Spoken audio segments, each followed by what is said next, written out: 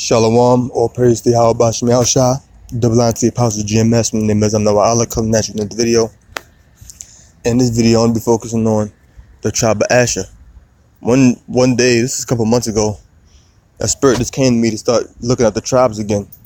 And most I just put the spirit in me to go into some more information on the tribes, you know. So I want to be focusing on the tribe of Asher in this particular video. So I'm going to be going into a lot of web pages and stuff like that. So I'm going to go to the book of Genesis chapter 30 verse 13. It says, and Leah said, this is Zilpah, who was one of Jacob's, who was one of the handmaids. Okay,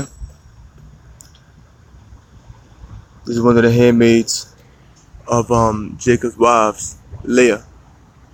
And I'm gonna start from verse 12. It says, and Zilpah, Leah's maid, bare Jacob a son. So Zilpah was Leah's handmaid, and she bare Jacob a son. Okay, and Leah said, happy am I, for the daughters will call me blessed, and she called his name Asher. So this particular child's name was Asher. And it says, happy am I. Look at the word happy right there. The word there was Ashar in the Hebrew. But when you go to the word Asher, same thing, Ashar in the Hebrew. Let's look it up. It says, happy Asher, son of Jacob, and the tribe descended from him. Alright? And with his territory, also a place in Palestine, Asher. Asher, happy. That's what we really get right there, right? So now we know the word Asher means happy. And the people of Asher are who? The people from Colombia to Uruguay. Alright? So this is all that region of South America. And as a matter of fact, let me get the 12 tribe sign.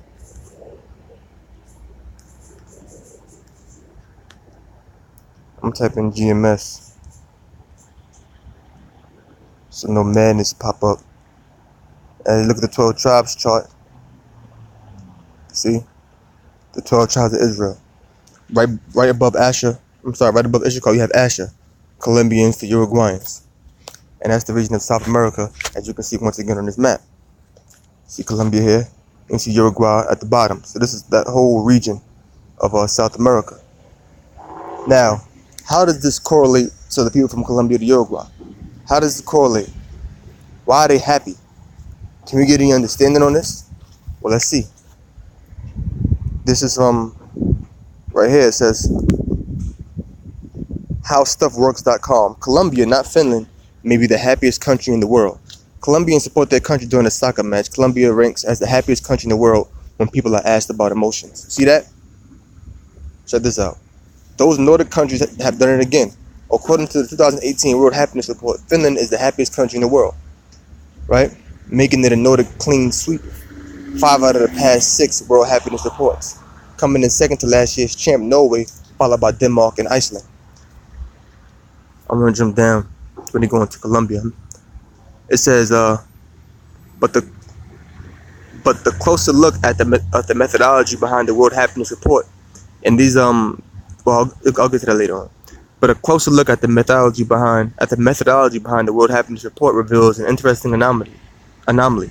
Depending on which survey question you weigh higher on the happiness scale, the Finns and the Danes may not actually be the happiest people on the planet. Instead, that distinction might very well belong to Colombia, El Salvador, and other relatively poor Latin American countries. All right. And see El Salvador, they got that right there, that's Central America. But we focusing on Colombia. It's going to go deeper into it. It says, but how could Colombia, which ranks 37th on this year's World Happiness Report, be the real winner? The answer is that there are 2 distinct ways of gauging happiness. The World Happiness Report relies on data from the Gallup World Poll, also known as the Gallup, I believe it's called the Gallup International Association, a massive survey of 160 countries and 140 languages covering topics from government, corruption, to job security, to LGBTQ rights. I'm going to jump down. The section of the Gallup World Poll that asks people questions about their personal well-being includes 12 questions that are designed to elicit two very different kinds of answers about happiness. John Clifton, global managing partner at Gallup, and remembers when the Gallup World Poll was first conceived in 2005. He says that the survey design team consulted that some top minds. Let's see. There's a lot of stuff here. I don't even want to read this whole article. Let's see. Let's see. What I want to read from, because I don't want to read this whole thing due to the interest of time. So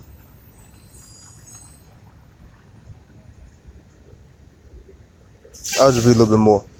It says including the Nobel Prize winners Daniel Kahneman, psychologist, and economist Angus Deaton, and decided to include two different types of happiness questions in the poll. One that an overall life evaluation from 0 to 10, and another that focuses on the emotional experience of daily life. We did it very intentionally, says Clifton. The way we define well-being and what makes a great life is how people live their life and how they see their life. So we needed metrics for each of them. The life evaluation question, also known as Cantor's ladder, go like this. Please imagine a ladder with steps numbered from 0 at the bottom to 10 at the top. The top of the ladder represents the best possible life for you, and the bottom of the ladder represents the worst possible life for you. On which step of the ladder would you say you personally feel you stand at this time? Okay. Let me see. I don't want to be on this page for too long because I got a lot of different information I want to go to. And this is one of the pages that I really didn't want to read much of. Okay, let me jump down.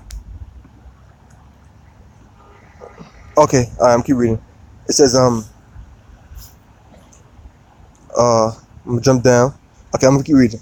What's interesting about this question is that people's responses track closely with income level. The more money you have, the more likely you are to say that your life is at an 8 or 9 on the ladder. Clifton thinks that this is because the question is essentially asking, are you satisfied with your life?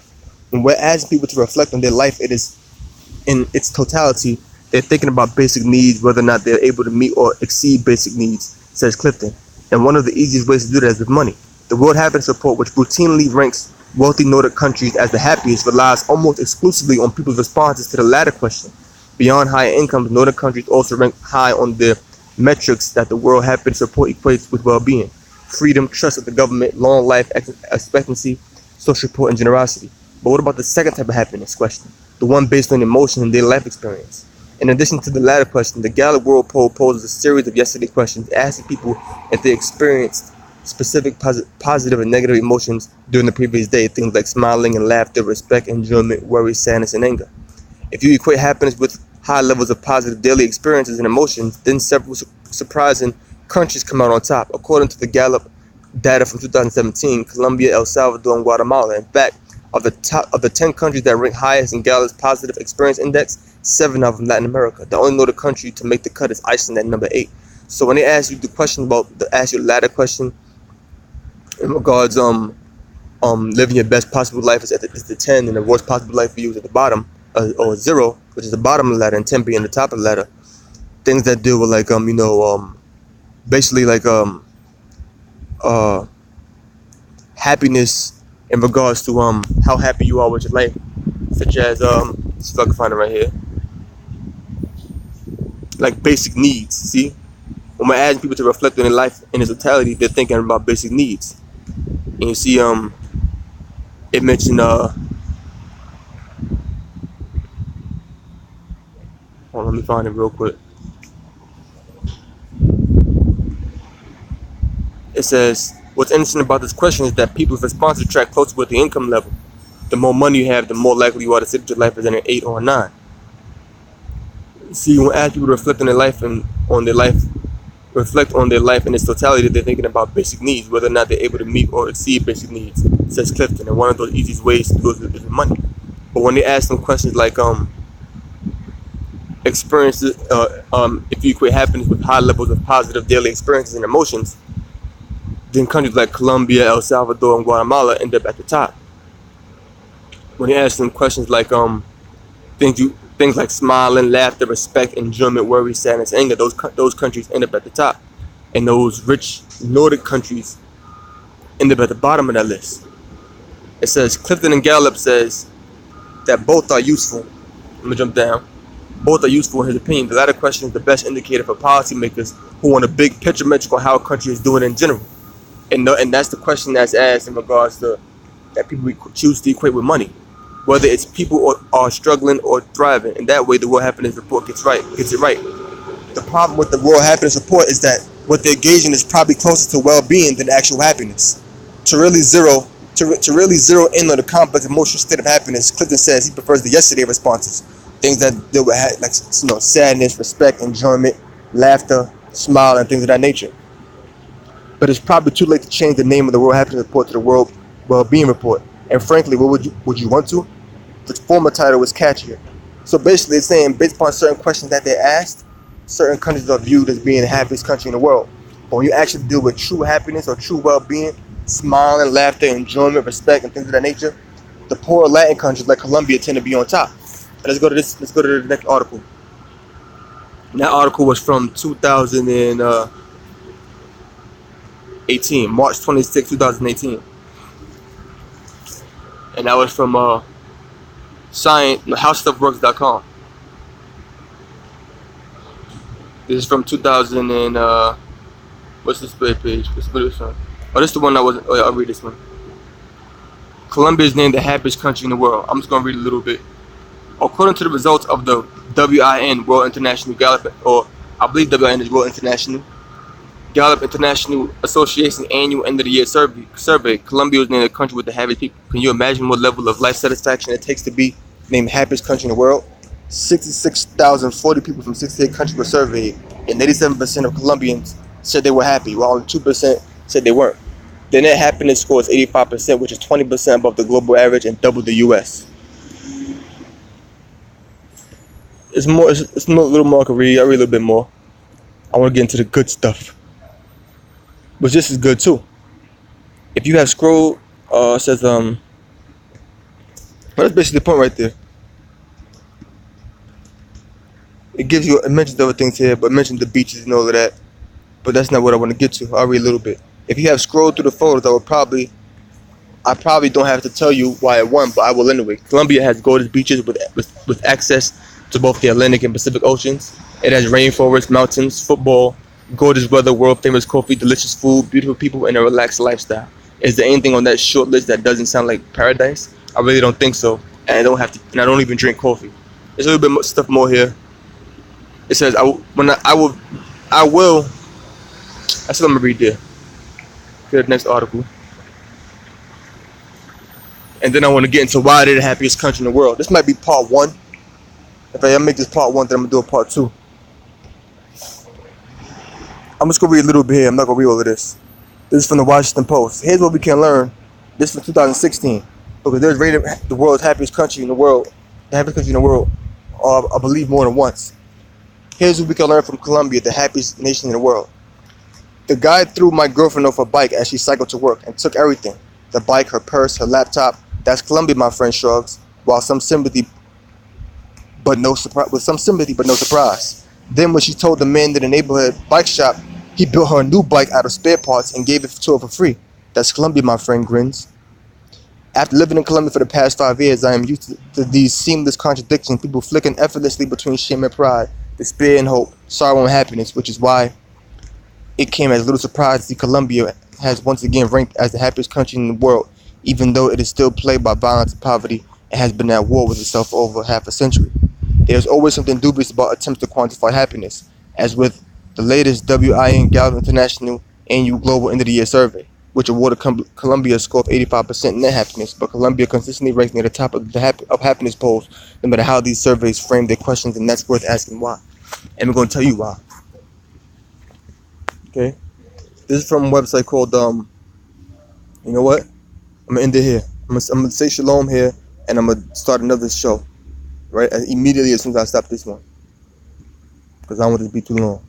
So with that, I hope you learned something. I'm going to say shalom, and see you on part 2.